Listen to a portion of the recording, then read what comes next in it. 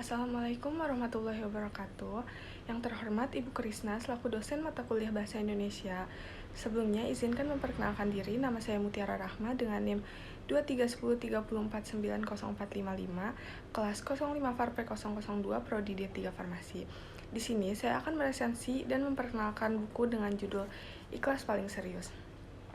Jadi, sebelum masuk ke isinya, saya akan menjelaskan identitas bukunya terlebih dahulu.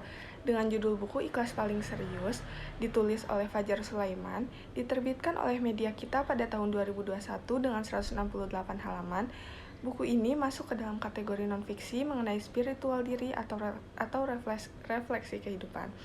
Isinya berupa tulisan-tulisan pendek yang membahas tentang keikhlasan, penerimaan, dan proses berdamai dengan luka maupun harapan. Secara garis besar, buku Ikhlas Paling Serius ini membahas tentang bagaimana ikhlas itu bukan sekedar kata, tapi sebuah proses yang seringkali menyakitkan. Penulis mengajak pembaca untuk menyadari bahwa tidak semua hal bisa kita kendalikan, tidak semua orang bisa kita pertahankan, dan tidak semua harapan akan berjalan sesuai rencana.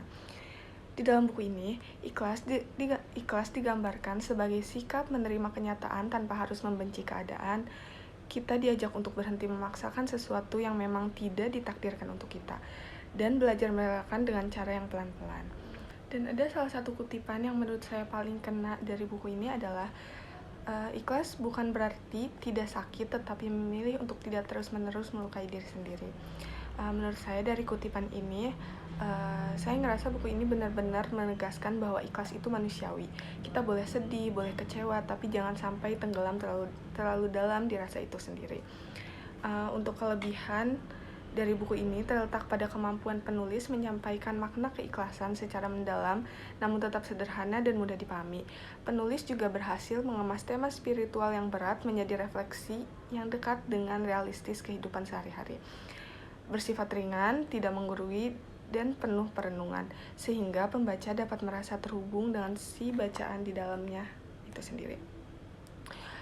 Untuk kekurangannya, menurut saya terletak pada penyajiannya yang cenderung reflektif dan minim contoh konkret dari kasus nyata, sehingga beberapa pembaca mungkin memerlukan waktu lebih untuk memahami dan menangkap maksud penulis secara utuh. Dan buku Ikhlas Paling Serius ini buku yang sangat cocok untuk kita yang sedang belajar menerima keadaan dan ingin menenangkan diri. Buku ini mengingatkan kita bahwa ikhlas bukan tentang menyerah, tapi tentang berdamai. Sekian video perkenalan resensi buku Ikhlas Paling Serius dari saya. Kurangnya mohon maaf. Sekian, terima kasih. Wassalamualaikum warahmatullahi wabarakatuh.